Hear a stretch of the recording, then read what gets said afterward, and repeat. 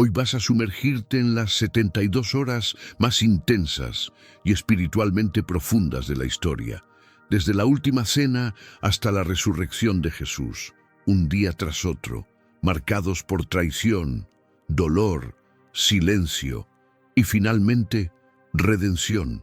Y mientras los cielos se movían en silencio, los discípulos más cercanos a Cristo estaban a punto de colapsar. Esta es una historia sobre fallos humanos y una fidelidad divina que no falla. Y antes de comenzar, quiero invitarte a ser parte de este propósito. Ya somos más de 600 suscriptores aquí en el canal, y nuestra meta ahora es llegar a los 1000. Si amas las historias bíblicas impactantes y deseas fortalecer tu fe con contenidos profundos como este, suscríbete y activa la campanita. Vamos juntos a compartir este mensaje. El día comenzó con el aroma del pan recién horneado y el sonido distante de pasos apresurados en los callejones de Jerusalén. Era la víspera de la Pascua. Las calles bullían de preparativos, pero dentro de una sala prestada en la planta alta, el tiempo parecía suspendido. Allí, Jesús y los 12 estaban reunidos para la última cena. Era una comida marcada por antiguas tradiciones, pero esa noche cada gesto adquiría un peso eterno. El partir del pan, el cáliz elevado, las palabras pronunciadas con voz firme y ojos llorosos. Todo apuntaba a algo que los discípulos aún no lograban comprender. Era el inicio de una jornada que los llevaría al punto más bajo de la fe y a la mayor revelación de la gracia. Jesús habló con claridad cortante: «Uno de vosotros me va a traicionar». El ambiente de comunión fue roto por un silencio pesado. Las miradas se cruzaron, el corazón de cada discípulo se aceleró. Judas, ya decidido, se mantuvo impasible. Pedro, inflamado, juró lealtad hasta la muerte. Pero Jesús, conociendo el corazón de cada uno, miró más allá de las palabras. Allí, en esa mesa, no estaban héroes de la fe, sino hombres comunes a punto de fallar.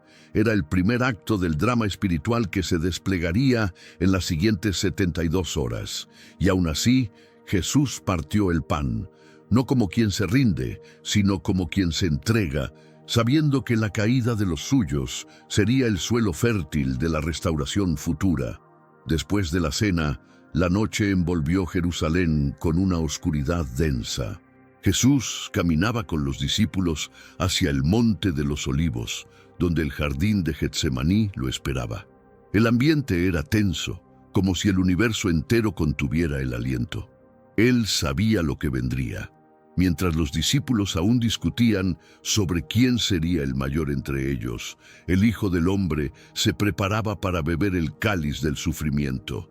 En medio del camino, Jesús se detuvo, miró a Pedro y con voz firme profetizó: «Antes que el gallo cante, me negarás 3 veces». Pedro se congeló. No quería creerlo, pero el reloj espiritual ya estaba en cuenta regresiva. En el jardín, Jesús se alejó con 3 de los suyos, Pedro, Santiago y Juan. Les pidió que velaran con él, pero el peso de la tristeza era tanto que sus ojos se cerraron. Solo el Salvador cayó con el rostro en tierra. El suelo húmedo se mezcló con el sudor ensangrentado que bajaba por su rostro. «Padre, si es posible, aparta de mí este cáliz, pero que se haga tu voluntad». Era el clímax de la angustia. Mientras el mundo dormía, el Redentor libraba la mayor batalla de la historia de la salvación, y los amigos que prometieron seguirlo hasta el final dormían. El cielo observaba en silencio, el infierno se movía en las sombras, y el corazón de Cristo quebrantado seguía firme hasta el final. La traición llegó con el sonido apagado de pasos y antorchas en la oscuridad. Judas apareció acompañado de soldados y sacerdotes armados. Se acercó con la frialdad de quien ya ha sepultado su conciencia. «Aquel a quien yo bese, ese es». Y con un beso en el rostro del Maestro, selló el destino del Cordero. Pedro, aún adormilado y confuso, sacó la espada y hirió al siervo del sumo sacerdote. Pero Jesús, con una mirada llena de dolor y autoridad, le ordenó guardar la espada. El reino no se defendería con violencia. Tocó la oreja herida y sanó al enemigo. El arresto era inevitable y la cruz inaplazable. Los discípulos huyeron. La promesa de fidelidad se disolvió en el polvo del pánico. Jesús fue llevado, esposado, al Sanedrín. La noche apenas comenzaba. Mientras tanto, Pedro lo seguía de lejos, mezclado entre la multitud, intentando entender lo que sucedía. Se sentó junto al fuego en el patio, intentando calentarse, pero ninguna llama externa podía combatir el frío que se instalaba dentro de él. 3 veces fue confrontado, 3 veces negó. En la última, un gallo cantó, y Jesús, desde lejos, volvió el rostro y lo miró. Aquella mirada no traía condena, era un espejo. Pedro salió de allí y lloró amargamente. La roca estaba rota. La madrugada avanzaba cuando Jesús fue arrastrado de juicio en juicio. Primero ante el Sanedrín, luego frente a Pilato, Herodes y de vuelta a Pilato. No se encontró culpa alguna, pero la multitud sedienta de sangre gritaba «Crucifícalo», y los discípulos, ninguno a la vista. Los hombres que prometieron estar al lado del Mesías habían desaparecido, tragados por el miedo. Y mientras el pueblo prefería a un asesino en lugar de un inocente, el Cordero silencioso permanecía firme. No estaba perdiendo, se estaba entregando. Cada silencio suyo gritaba más fuerte que cualquier argumento. Cada paso hacia la cruz era una respuesta al pecado del mundo. La sentencia fue dictada al amanecer, muerte por crucifixión. Jesús fue golpeado, coronado con espinas y azotado hasta que su carne se abrió en heridas. Cargó la cruz por las angostas calles de Jerusalén bajo la mirada de un pueblo dividido entre burla y compasión. Ninguno de los 12 estaba allí para defenderlo, ninguno para ayudarlo a cargar el madero.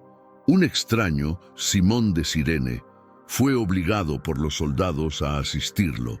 Era como si el cielo gritara, hasta el peso de la redención tuvo que ser llevado por manos desconocidas, mientras los elegidos, abatidos, seguían escondidos. Su silencio era ensordecedor. El Gólgota se alzó como un altar de dolor. Allí, entre 2 criminales, Jesús fue clavado en la cruz. Las manos que sanaron, los pies que caminaron entre los pobres, ahora estaban fijados a madera tosca. Los soldados repartían sus vestiduras, burlándose. Los líderes religiosos reían con desprecio, pero en medio de esa multitud, solo un discípulo permaneció, Juan. A su lado, María, la madre que llevó al Verbo en su vientre, ahora lo veía ser aplastado por la justicia de los hombres. Era el clímax de la ausencia. ¿Dónde estaban los demás? Los llamados, los amigos, los que fueron pescadores de hombres. Todos habían retrocedido. Las horas pasaban y la oscuridad cubrió el cielo al mediodía. La tierra temblaba. El velo del templo se rasgaba. El universo reaccionaba al peso de la redención. Y desde lo alto de la cruz, Jesús clamó, «Padre, perdónalos, porque no saben lo que hacen». La multitud, inquieta, comenzó a dispersarse. El cuerpo del Salvador cedió y él entregó el espíritu. La muerte venció por un momento. José de Arimatea y Nicodemo, discípulos silenciosos, pidieron el cuerpo para sepultarlo. Ninguno de los apóstoles estaba allí, ni Pedro, ni Mateo, ni Andrés. Ellos no enterraron a su maestro. Estaban escondidos, tal vez llorando, tal vez en shock, pero definitivamente ausentes. El sábado llegó con un silencio pesado, como si el tiempo mismo se hubiera detenido. Las calles de Jerusalén estaban tranquilas, pero dentro de las casas los corazones de los discípulos estaban en ruinas. Nadie hablaba, nadie entendía. Aquello que parecía imposible había sucedido. El Mesías estaba muerto. El cuerpo yacía en una tumba sellada. y con él también parecían sepultadas todas las promesas, los sueños, los planes. Pedro, probablemente en llanto continuo. Tomás, desaparecido. Los demás en algún lugar, reviviendo cada palabra dicha por Jesús, intentando encontrar sentido en la tragedia, pero el sábado no trajo respuesta, solo un vacío punzante.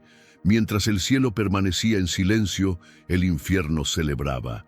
Y los discípulos, antes audaces, ahora temían por su propio destino. Si el Maestro había sido arrestado y muerto, ¿qué les esperaba a ellos? Sus nombres estaban asociados al suyo.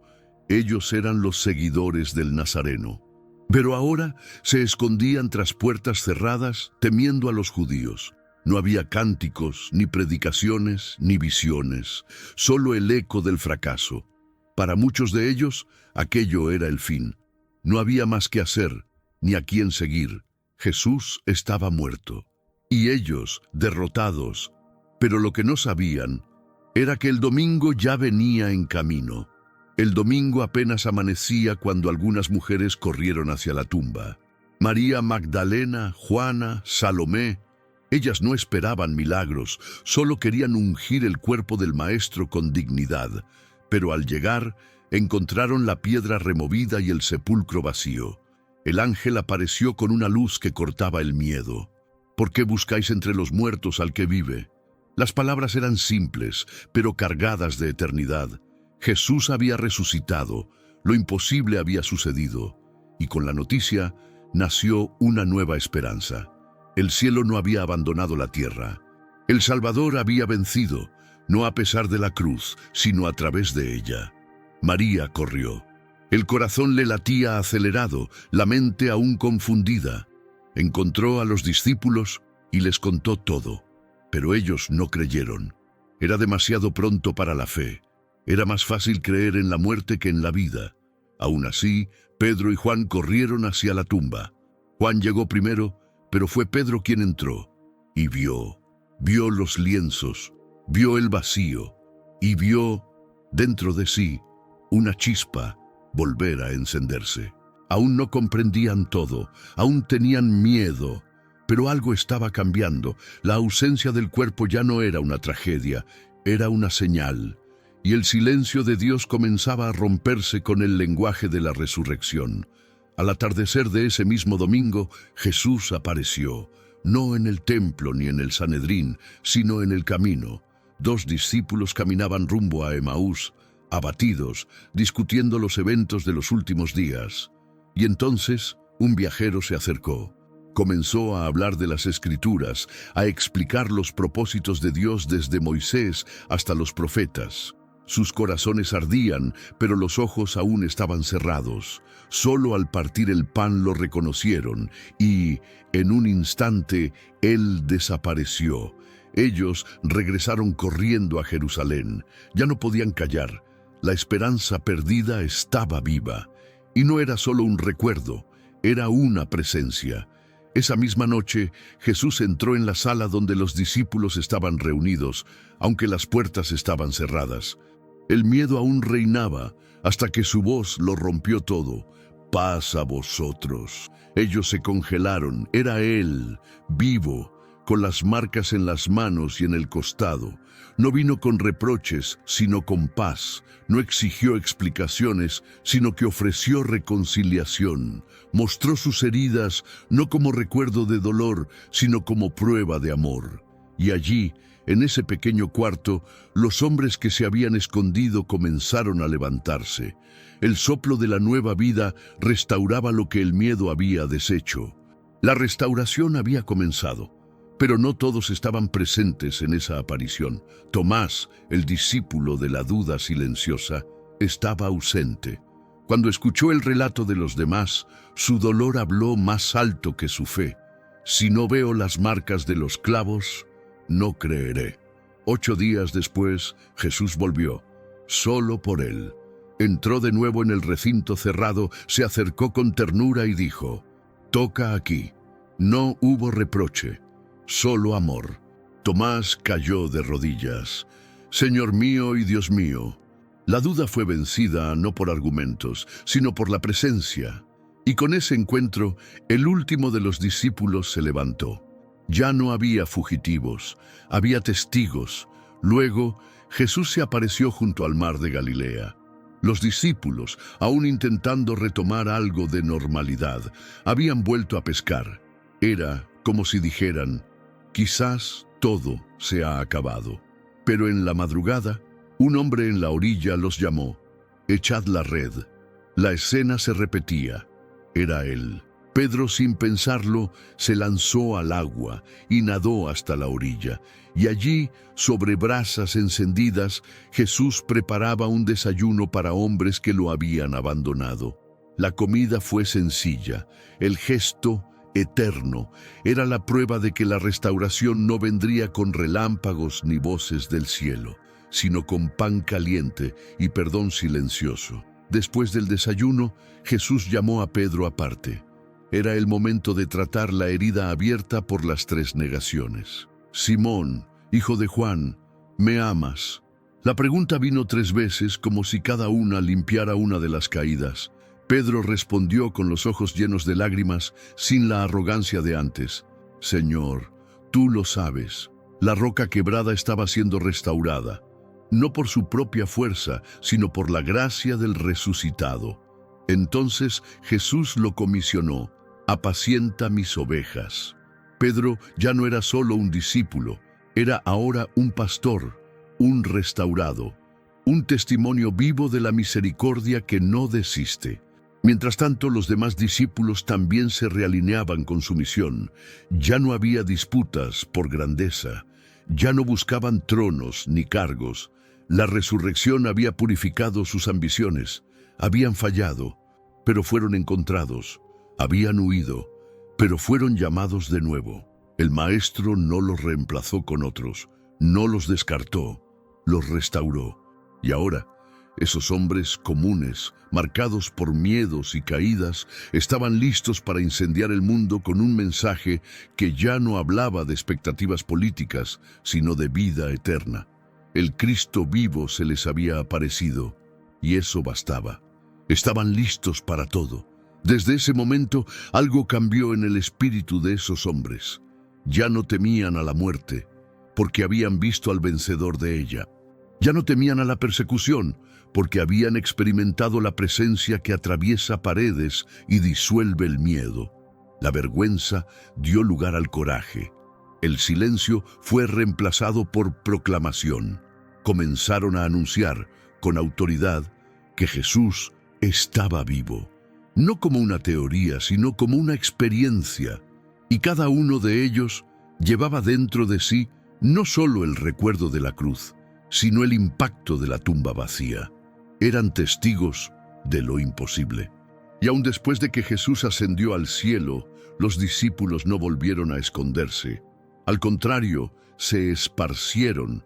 Cada ciudad, cada aldea, cada pueblo comenzó a oír hablar del hombre que murió, resucitó y transformó cobardes en proclamadores. Pedro predicó con valentía en Jerusalén. Juan se convirtió en pastor y profeta. Tomás llevó la fe hasta los confines de la tierra. Y así, aquel grupo antes fragmentado se convirtió en la base de una revolución espiritual que jamás sería contenida. El fracaso del pasado ya no los definía. Lo que los definía ahora era la gracia que los alcanzó cuando más lo necesitaban. Cada recuerdo de aquellas 72 horas quedó grabado en el alma de los discípulos como un sello divino. La cena, el jardín, el gallo, la cruz, la tumba, todo ahora tenía sentido. El dolor que los derribó fue el mismo que los transformó. Comprendieron que la fe verdadera no nace de la perfección, sino de la redención. Que la misión no exige fuerza constante, sino entrega sincera, y que Jesús no llama a los preparados, prepara a los que llama. Por eso, no solo hablaron de lo que vivieron lo que predicaron, y fueron hasta el final, no por gloria personal, sino por amor a aquel que los amó hasta el fin. Hoy, tantos siglos después, esta historia continúa, porque aún existen discípulos que tropiezan, que fallan, que se esconden cuando más deberían permanecer. Aún existen Pedros que niegan, Tomáses que dudan y tantos otros que desaparecen bajo la presión. Pero la buena noticia es que Jesús sigue siendo el mismo. Aún atraviesa puertas cerradas, aún restaura corazones rotos, aún prepara mesas para quien traicionó y cayó, y aún pregunta con ternura y firmeza, ¿me amas? La respuesta a esa pregunta aún cambia destinos, porque la cruz no es el final del camino, es el inicio de una nueva jornada. Las 72 horas que sacudieron los cielos y la tierra siguen resonando en cada alma que lucha entre el miedo y la fe, entre la caída y la esperanza. Nos enseñan que la mayor prueba del amor de Dios no es solo la cruz, sino la manera en que Él nos busca después de haber fallado.